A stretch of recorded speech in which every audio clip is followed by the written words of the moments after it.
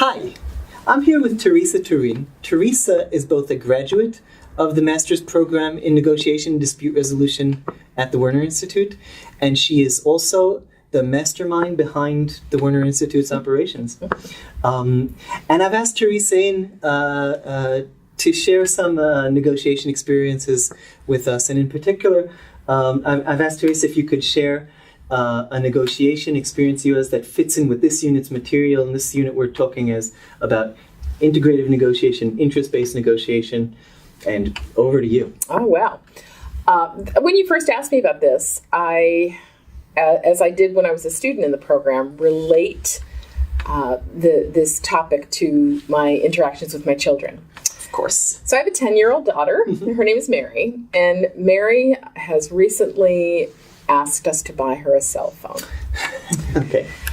And, it created a lot of angst in our household, not somewhere we want to go with her just yet. And we explained this to her, my husband and I, together, that we had some doubts about whether or not she was ready for the responsibility for a phone.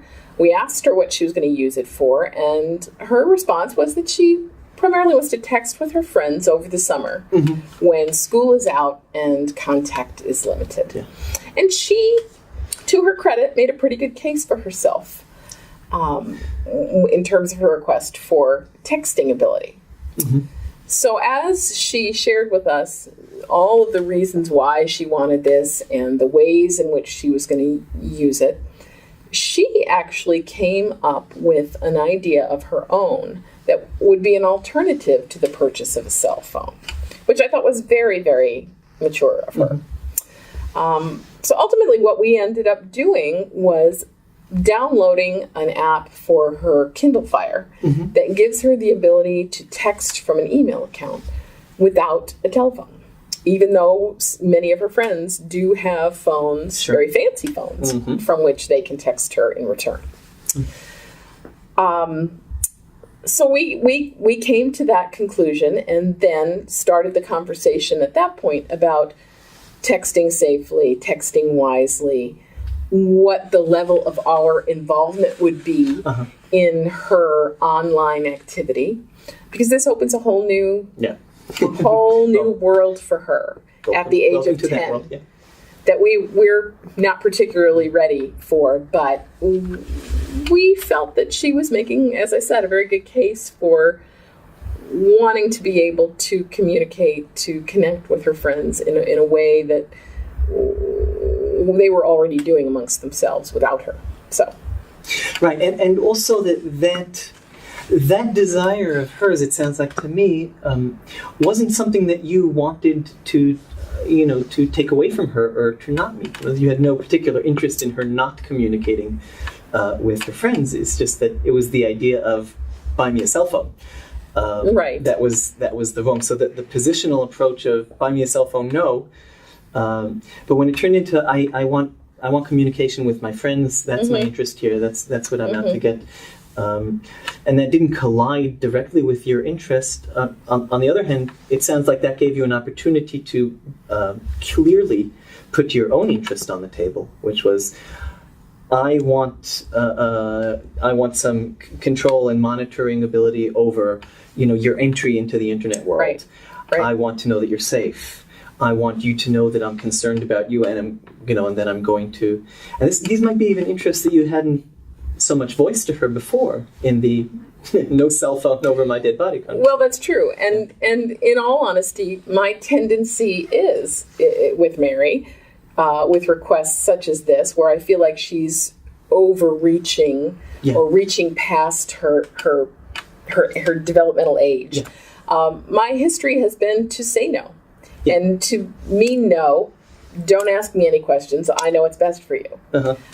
So this was, I think, a really good exercise for me and for my husband in really listening to her, in acknowledging that perhaps our rigid parenting methodology could stand some tweaking as she matures. Well, And I feel like this is an example of us tweaking it. and if I may say, of you maturing in order to allow her to develop. And It's certainly about time. That's not easy either. Yeah. And when we get into these patterns which go on for a while, as you describe, of she overreaches, you say no, she overreaches, you say no. Yes. So we get embedded in those positional patterns. Give me no, and That's right. and the positions become a thing in themselves, and it's not about a good solution to the problem. It's not about the interest in any way. It's about the positions, and you being able to take a step back and saying, well, maybe even in the context of this ongoing relationship with my daughter, I can take a step back and reconsider my position, consider my interests, and change my position. That's true. Huh. Who knew? Who knew? Yeah. Okay. I hope my own 10-year-old daughter isn't hearing this, but you never know who's listening on the other side. Well, I think it has been a developmental phase that I feel that my husband and I have successfully passed through. Because being able to meet my daughter in the middle, Yeah.